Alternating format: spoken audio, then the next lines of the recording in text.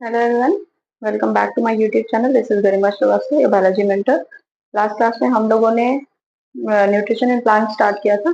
इसमें कुछ प्रोसेसेस के बारे में हम लोग पढ़ रहे थे कि फोटोसिंथेसिस क्या होती है, किधर होती है। तो थोड़ा इसके बारे में समझते हैं। अब आगे समझते हैं क्या है साइट ऑफ फोटोसिंथेसिस। फोटोसिंथेसिस की साइट क्या होती है? क्लोरोप्लास्ट इन लीफ। लीफ के अंदर क्लोरोप्लास्ट प्रेजेंट होता है, उसके अंदर फोटोसिंथेसिस होती है। Chloroplast contain chlorophyll. क्लोरोप्लास्ट क्या कंटेन करता है? क्लोरोफिल कंटेन करता है, जो कि ग्रीन पिगमेंट होता है। लास्ट जब हम लोग पढ़े थे तो फोटोसिंथेसिस के बारे में पढ़े थे, तो एक इक्वेशन बताए थे। इक्वेशन क्या था? कार्बन डाइऑक्साइड वाटर से रिएक्ट करता है सनलाइट और क्लोरोफिल के प्रेजेंस में।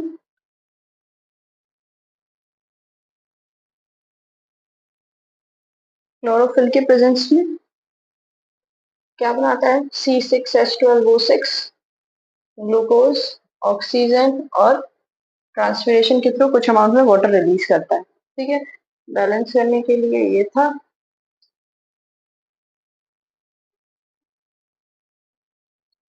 ठीक, ये रिएक्शन होता है। ठीक है, कार्बन डाइऑक्साइड और वाटर जो होता है रॉ मटेरियल होता है, जो सनलाइट और क्लोरोफिल के प्रेजेंस में ग्लूकोज बना लेते हैं और oxygen as a by product release करते हैं। अब देखो इवेंट्स क्या क्या होते हैं, क्या क्या प्रोसेसेस होती हैं फोटोसिंथेसिस के प्रोसेस। सबसे पहले absorption of light energy by chlorophyll. सबसे पहले जो ये क्लोरोफिल प्रेजेंट है, ये क्या करता है?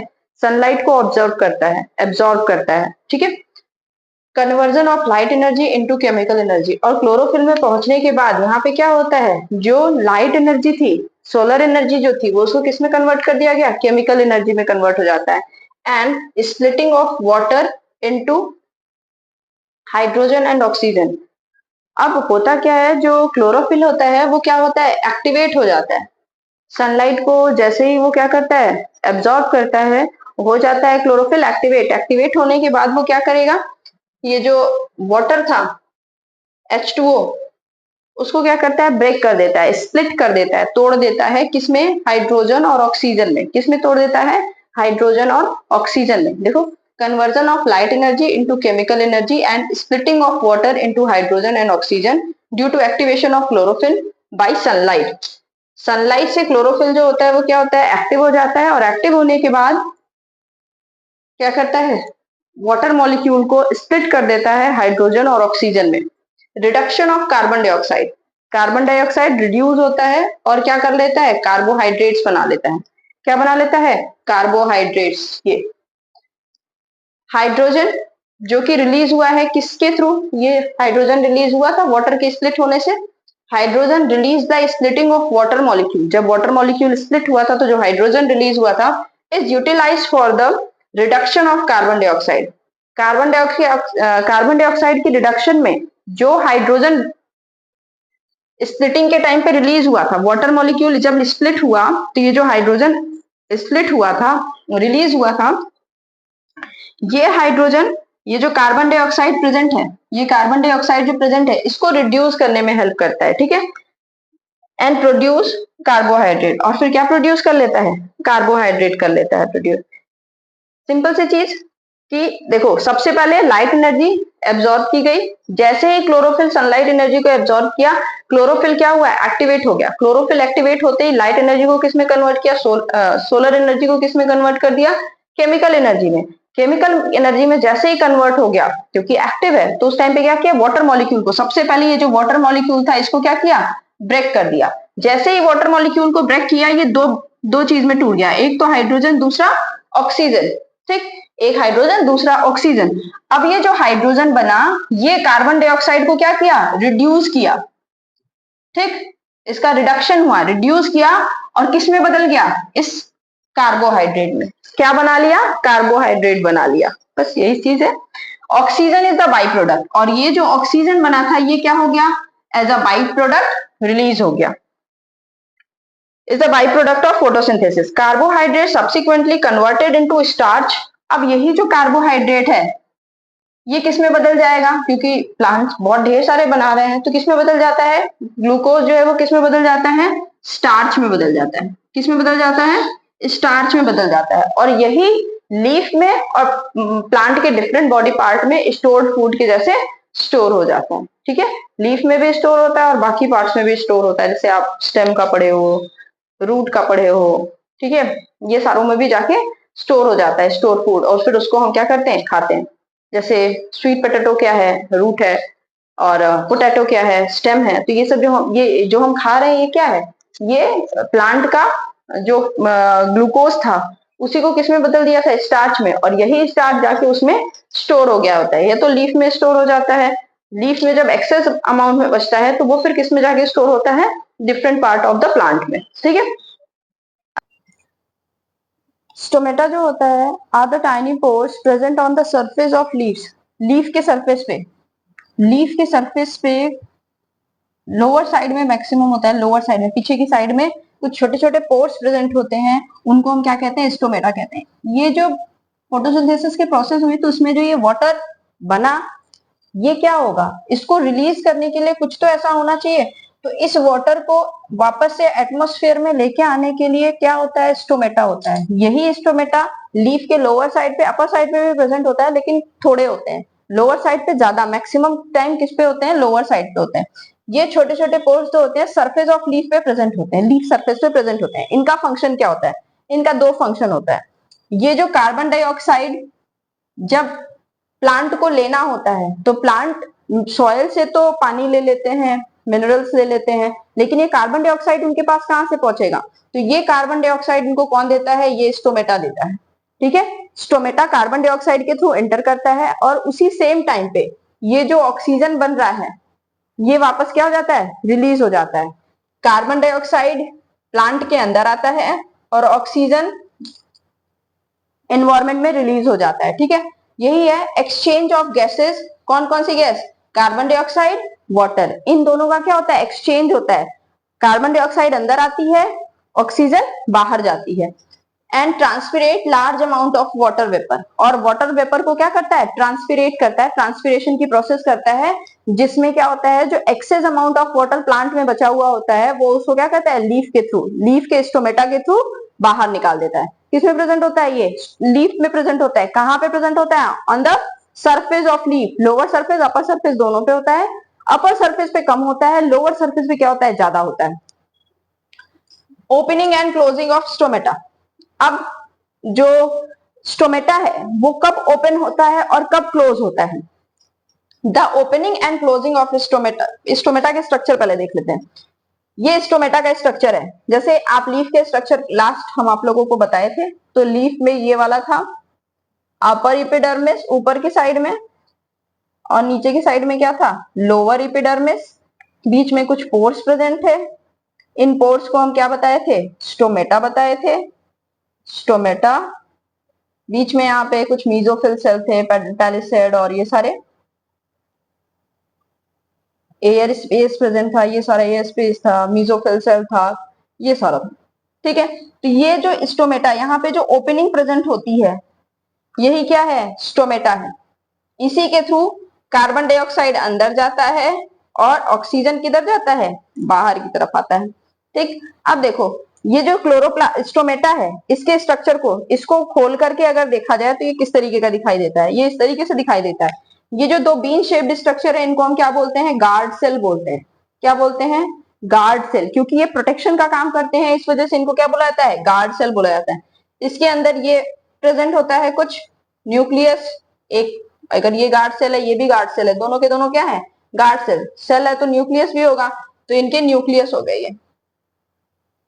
ठीक, इसमें क्या प्रेजेंट होते हैं, क्लोरोप्लास्ट प्रेजेंट होते हैं। क्या प्रेजेंट होगा, क्लोरोप्लास्ट।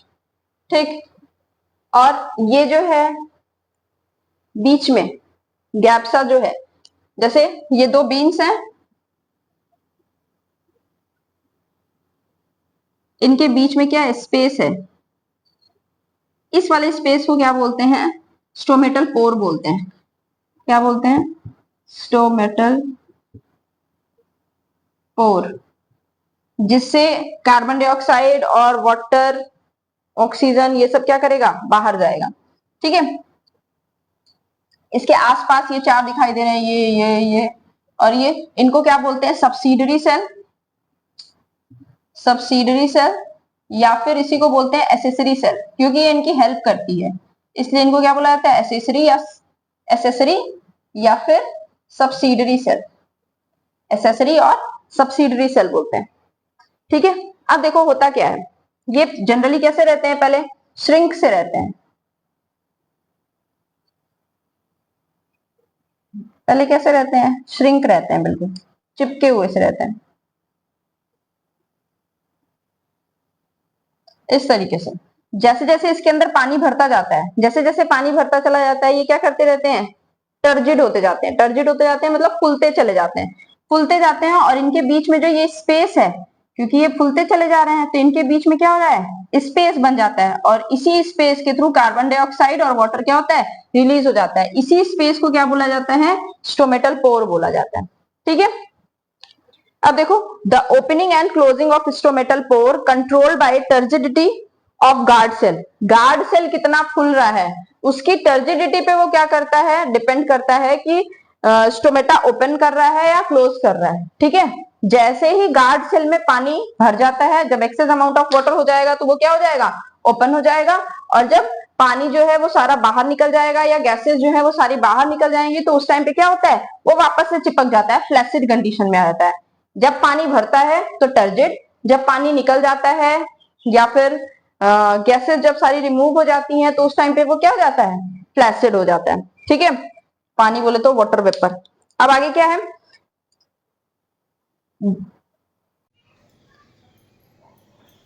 ये देखना था, when guard cell uptake water from surrounding cells, जब सराउंडिंग सेल से गार्ड सेल जो है वो पानी ले लेता है, they swell to become a turgid body, जिसकी वजह से वो क्या करते हैं, स्वेल कर जाते हैं और टर्जिड कंडीशन में आ जाते हैं, फूल जाते हैं। Which enlarges the pore in between, जो कि उनके बीच में जो पोर्स प्रेजेंट है, इनके बीच में जो पोर्स प्रेजेंट था वो क्या हो जाता है, एनलार्ज हो जाता है, कॉल्ड एज स्टोमेटल ओपनिंग। इसी को क्या कहते हैं, स्टोमेटल ओपनिंग कहते हैं। ठीक है, एक बार फिर से देख लो, opening and closing of stomatal pore. The opening and closing of stomatal pores are controlled by turgidity of guard cell. किस पे डिपेंड करता है, गार्ड सेल की टर्जिडिटी पे डिपेंड करता है। ठीक, when guard cell uptake water from surrounding cell, जब गार्ड सेल जो है सराउंडिंग सेल से क्या करता है, पानी ले लेता है, they swell to become a turgid body, जिसकी वजह से क्या बन जाते हैं, टर्जिड बॉडी बन जाते हैं। And the which enlarges the pore in between, जो उनके बीच के पोर को क्या करता है, इनलार्ज कर देता है। इसी को हम क्या कहते हैं, स्टोमेटल ओपनिंग कहते हैं। while when water is released, जब वाटर जो है रिलीज हो जाता है, दे बिकम फ्लैसिड, और वो कैसे हो जाते हैं, फ्लैसिड हो जाते हैं। फ्लैसिड का मतलब होता है चिपक जाते हैं। And stomatal pore gets close, और स्टोमेटल पोर जो होता है वो क्या हो जाता है, क्लोज हो जाता है। इसी को क्या बोलते हैं, स्टोमेटल क्लोजिंग बोलते हैं। ठीक है, उसके पहले जो था स्टोमेटल ओपनिंग। इसमें देखो, यहाँ पे अभी वाटर फिल नहीं है, तो वाटर फिल नहीं है तो ये कैसा है, पिचका हुआ सा है, इसको क्या बोला जा रहा है, क्लोज स्टोमेटल पोर्स, जिसको अभी इन गार्ड सेल्स को क्या बोलेंगे, फ्लैसिड कंडीशन में है। अब यहाँ पे देखो वाटर फिल्ड हो गया है, वाटर फिल्ड होने के बाद अब कैसा दिखाई दे रहा है, ये गार्ड सेल जो है वो फुल गया है, टर्जिड हो गया। टर्जिड होना, इसी को क्या बोला जा रहा है, ओपन स्टोमेटल पोर। इसका स्पेस जो है वो यहाँ पे आ गया ना, ओपन हो गया। यहाँ पे देखो ओपन नहीं था, ठीक, तो इसको ओपन स्टोमेटल पोर और इसको क्लोज स्टोमेटल पोर। अब नेक्स्ट देखेंगे न्यूट्रिशन इन अमीबा के बारे में। अमीबा जो होता है वो एक होलोजोइक टाइप का एनिमल है। होलोजोइक किसको बोला जाता है, ऐसे ऑर्गेनिज्म या ऐसे एनिमल्स जो कि कॉम्प्लेक्स फूड मटेरियल को लेते हैं, फिर बॉडी के अंदर जाने के बाद फिर उसका धीरे धीरे डाइजेशन होता है सिंपल फूड फॉर्म में, तो उनको हम होलोजोइक बोलते हैं। तो जो जैसे ह्यूमन के अंदर होता है ना 5 स्टेप्स में, उसी तरीके से एनिमल्स में भी, अमीबा में भी न्यूट्रिशन इन अमीबा,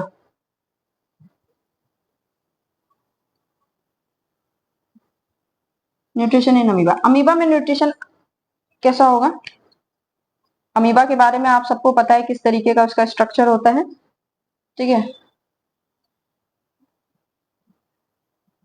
ये मान लो कोई फूड पार्टिकल है और इसको ये इनटेक करना है, ठीक, तो फूड पार्टिकल को इनटेक करने के लिए ये अपने जैसे यहां मान लीजिए कि नहीं है, इस तरीके का स्ट्रक्चर है, तो ये किसी भी फूड पार्टिकल को लेना है, फूड को डाइजेस्ट करना है, ट्रांसपोर्टेशन करना है, कुछ भी करना होता है, वो किस पे डिपेंड करते हैं, अपने स्यूडोपोड्स पे डिपेंड करते हैं। तो इनको ये फूड पार्टिकल है, ये अमीबा है, इसको क्या करना है, इसको इनटेक करना है, तो ये क्या करेंगे, अपना जो स्यूडोपोडिया है उसको उस शेप में कर लेंगे और ये फूड पार्टिकल के पास जाकर के उसको क्या कर लेंगे, इनगल्फ कर लेंगे। इस प्रोसेस को क्या बोला जाता है, इंजेशन बोला जाता है। इंजेशन, इंजेशन हो गया। उसके बाद क्या होगा, अब यहाँ पे ये क्या करेंगे, फूड वैक्यूल बना लेंगे। ठीक, ये अमीबा है, ये फूड पार्टिकल लिए थे, अंदर किए थे। ठीक, तो ये अपने स्यूडोपोडिया को इस तरह कर लेंगे और फूड पार्टिकल पे क्या, ये जो फूड पार्टिकल था वो किसके अंदर आ गया, फूड वैक्यूल के अंदर। यही इसको क्या करते हैं, यहाँ पे स्यूडोपोडिया अपना बना लेते हैं और ये क्या बन गया, फूड वैक्यूल बन गया। फूड वैक्यूल का फॉर्मेशन हो गया। अब इसी फूड वैक्यूल के अंदर ये अपना डाइजेस्टिव जूस जो है वो सिक्रीट करेंगे। डाइजेस्टिव जूस सिक्रीट करते हैं कब, जब डाइजेशन होता है। तो इस प्रोसेस को क्या बोलेंगे, डाइजेशन। पहले क्या हुआ, इंजेशन, फिर क्या हुआ, डाइजेशन। डाइजेशन हुआ। अब ये जो फूड पार्टिकल है ये क्या हो जाएगा, ब्रेक डाउन हो जाएगा। ये फूड पार्टिकल जो था ये क्या हो गया, ब्रेक डाउन हो गया, छोटे छोटे टुकड़े में हो गया। अब इसका क्या करेंगे, जो भी फूड पार्टिकल टूट गया तो फिर अब इसका क्या होता है, एसिमिलेशन होता है।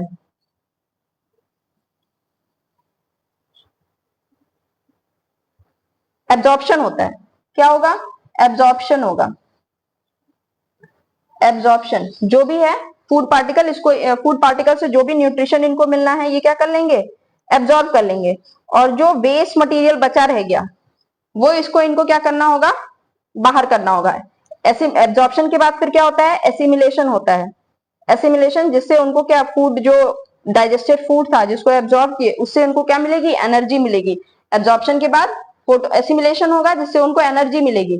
फिर एसिमिलेशन के बाद ये जो फूड वैक्यूल था इसको ये क्या करेंगे, बाहर की तरफ लगाएंगे, बॉडी अपने बाहर की साइड में लेके आएंगे या स्यूडोपोडिया की तरफ लेके आएंगे। ठीक, तो ये मान लो ये स्यूडोपोडिया के पास में आ गया ये फूड वैक्यूल।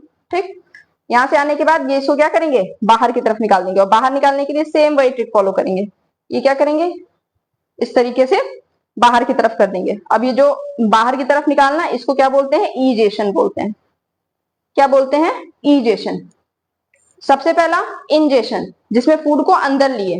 फिर क्या हुआ, फूड वैक्यूल के अंदर डाइजेस्टिव जूसेस सेक्रेट हुए जिससे कि जो फूड मॉलिक्यूल था उसका डाइजेशन हुआ। डाइजेशन के बाद जब फूड डाइजेस्ट हो गया तो उसका क्या हुआ, एब्जॉर्प्शन हुआ। एब्जॉर्प्शन के बाद उसका क्या होता है, एसिमिलेशन होता है, उससे एनर्जी का फॉर्मेशन होता है। और फिर एसिमिलेशन के बाद जो फूड बेस मटेरियल जो बचा हुआ था उसको क्या किया गया, बॉडी से बाहर निकाल दिया गया, जिसको क्या बोला गया, ईजेशन। यानी अमीबा के अंदर न्यूट्रिशन में कितनी प्रोसेसेस इन्वॉल्व होती हैं, पांच स्टेप्स इन्वॉल्व होते हैं। सबसे पहला इंजेशन, इन मतलब अंदर, तो इंजेशन, फिर डाइजेशन, फिर एब्जॉर्प्शन, फिर एसिमिलेशन और लास्ट में ईजेशन।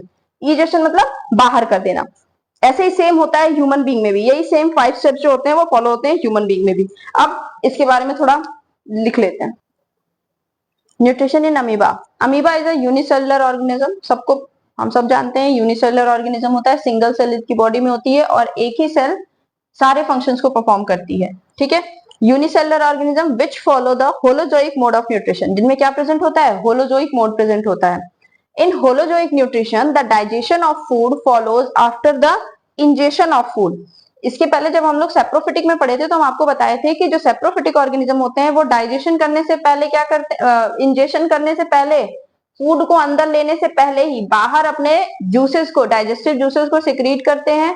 जैसे कोई फूड है, कोई डेड और डिकेइंग सब्सटेंस है, उस पे अपने डाइजेस्टिव जूस को सिक्रीट करते हैं, गिराते हैं और गिराने के बाद फिर क्या करेंगे, वहां पे फूड डाइजेस्ट हो गया, डाइजेस्ट फूड को वो क्या करते हैं, इंजेशन करते हैं। लेकिन होलोजोइक एनिमल्स में क्या होता है, होलोजोइक ऑर्गेनिज्म में पहले इंजेशन ऑफ फूड आता है, फिर उसके बाद फिर क्या आता है, डाइजेशन। पहले वो खाते हैं फिर बॉडी के अंदर ही क्या करते हैं, डाइजेस्ट करते हैं।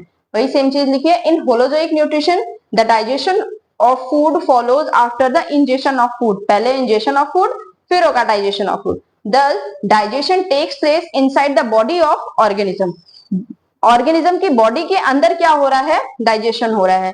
Holozoic nutrition occurs in 5 step, 5 steps में होता है। इंजेशन, इंजेशन किसको बोलते हैं, process of intake of food is known as ingestion. Food को अंदर लेना, इनटेक करना, उसी को हम क्या कहते हैं, इंजेशन। डाइजेशन किसको बोलते हैं, process of breaking complex food into simple molecule. Complex food molecule को सिंपलर फॉर्म में तोड़ देना, इसी को हम क्या कहते हैं, डाइजेशन कहते हैं। एब्जॉर्प्शन किसको बोलते हैं, जो डाइजेस्टेड फूड है उसको एब्जॉर्ब करने की जो प्रोसेस है उसको हम क्या कहते हैं, एब्जॉर्प्शन बोलते हैं। फिर नेक्स्ट आता है एसिमिलेशन। इसमें क्या किया जाता है, जो डाइजेस्टेड फूड है, जो फूड डाइजेस्ट हो गया, उसको क्या किया जाएगा, यूटिलाइज किया जाएगा। यूटिलाइज किस चीज के लिए किया जाएगा, एनर्जी फॉर्मेशन के लिए। एनर्जी बन गई, ठीक है। फिर उसके बाद एनर्जी बनेगी तो जितने भी फंक्शंस हैं हम वो परफॉर्म करेंगे, जो भी हमारी बॉडी की फंक्शनल एक्टिविटी है या जो स्ट्रक्चरल एक्टिविटी है वो सारी चीजें परफॉर्म होंगी।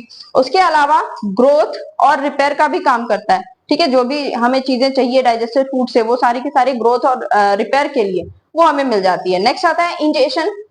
इजेशन क्या होता है, process of removing undigested food. Undigested food को बाहर निकालना, उसको हम क्या कहते हैं, इजेशन बोलते हैं। अब एक बार इसका डायग्राम देख लेते हैं किस तरीके से है। ये अमीबा का डायग्राम हो गया, ठीक है। इसमें ये न्यूक्लियस, ये इसका साइटोप्लाज्म है, ठीक है। अब ये देखो फूड पार्टिकल, फूड पार्टिकल बाहर वाटर में क्या, ये एक्वेटिक ऑर्गेनिजम्स होते हैं ना, पानी में रहते हैं। ये वाटर में क्या कर रहा है, फ्लोट कर रहा है। ये अपने आप को स्यूडोपोडिया को आगे बढ़ाता है और फूड पार्टिकल को क्या करता है, पकड़ लेता है और फिर अपने स्यूडोपोडिया को क्या करेगा, बंद कर देगा। इसी प्रोसेस को क्या बोला गया, इंजेशन बोला गया। क्या बोला गया, इंजेशन, फूड पार्टिकल को अंदर लेना। अब ये किस में पैक हो गया, फूड वैक्यूल्स में पैक हो गया। ये फूड वैक्यूल हो गया, ये फूड पार्टिकल हो गया, इसके अंदर पैक हो गया। अब होगा क्या, इनमें केमिकल्स का सिक्रीशन होगा जिससे इनका फूड क्या होगा, डाइजेस्ट होगा। तो डाइजेस्ट हो रहा है तो इसलिए क्या लिखेंगे यहाँ पे, डाइजेशन। सेकेंड स्टेप हो गया डाइजेशन, ठीक। अब ये फूड डाइजेस्टेड हो गया, पूरा का पूरा फूड डाइजेस्ट हो गया। यहाँ पे इसका क्या होगा, एब्जॉर्प्शन होगा। एब्जॉर्प्शन, एब्जॉर्प्शन हुआ। एब्जॉर्प्शन के बाद रोकिए, अब ये जो डाइजेस्टेड फूड है इसका एब्जॉर्प्शन और एसिमिलेशन हो जाएगा। एब्जॉर्प्शन और एसिमिलेशन के बाद अब ये जो अनडाइजेस्टेड फूड था, जो इसके अंदर बेकार फूड मटेरियल था जिसका कोई यूज नहीं था, ये इसको क्या करेगा, स्टीरोपोडिया के पास लाएगा और रख देगा वहां पे, और फिर वो बाहर निकल जाएगा। इस प्रोसेस को ये क्या बोलेंगे, ईजेशन, ठीक है। ये फिगर था किसका, nutrition in amoeba, nutrition in amoeba. अब नेक्स्ट है न्यूट्रिशन इन ह्यूमन, इसको नेक्स्ट क्लास में पढ़ेंगे, ठीक है। If you like my videos please like share and subscribe to my channel. Thank you.